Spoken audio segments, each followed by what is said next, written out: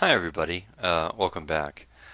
This is tag 2 of Work of the Week, um, week 15, and we are going to be focusing on Tom's um, Wolverine tag.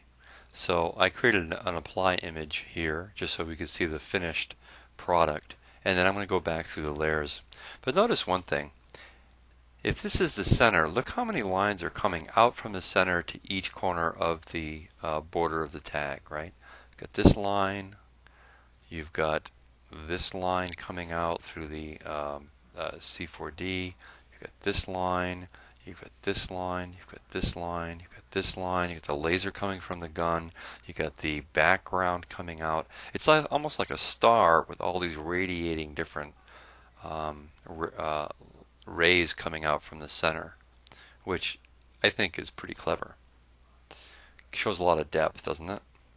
I was surprised to come all the way down to the starting layer where Tom did, and I actually recognized this game render from way back when. This stock. I have it somewhere in my files. But anyway, so he used it.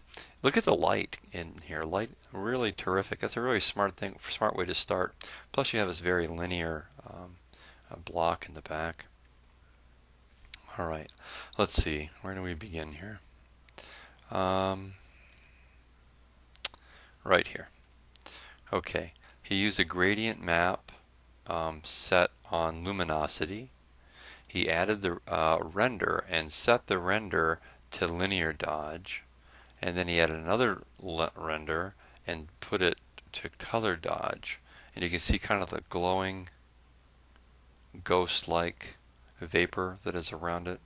He added a C4D layer, didn't do much to it, just reduced it and stuck it in there, and then put his render on top.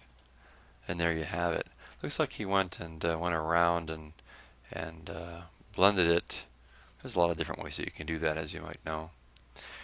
He has this really fantastic C4D. Check this out. Oops, the wrong layer. Right here. Look at this C4D. Wow, man. How cool is that? What he did, however, he just used a little edge of it to create all this detail in the lower right hand corner, and then he went and added the same one, turned it, and put it in the left hand corner to fill that space. I use that same technique quite often. It gives a lot greater depth to a tag, putting all this little detailed stuff in the corners along the bottom. He created a normal applied image layer.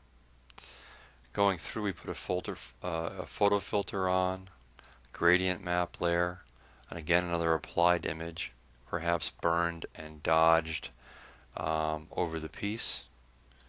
Another gradient layer, a curves layer. Normally I do that like almost the last layer of the whole tag. Again, an applied image layer. He went over this with a C4D set on linear dodge to create these sparks that are coming out. Okay, the same thing here. Looks really nice on this C4D on the bottom. Here's another applied image layer. There's a border on there that deep. Normally I wouldn't do that till the absolute last layer myself. Okay, again, a brightness and contrast layer with curves, some super nifty text. And again, like Deja Vu, Tom created his own text. He put like a 1 pixel border around it. And he used that same pixel border around there. I like how he has the larger W, and he has a nickname for himself, and it's kind of set in, recessed. You could even make the W a little bigger and come all the way up to the top, but it looks snazzy as it is. And then, just to show you how unlazy Tom is, this is actually, if you look here, he actually created some mini script here and set it probably to like a 6-point font. Well, you can actually download brushes called Tiny Text brushes that are already done for you, and you can just slap them right on there. I never even thought of doing that. Isn't that funny? Looks good though. Alright, we're almost done. He added some photo filters, and that finished the piece off. Anyways, there's a lot going on in this tag. Hope you liked it. Gotta go.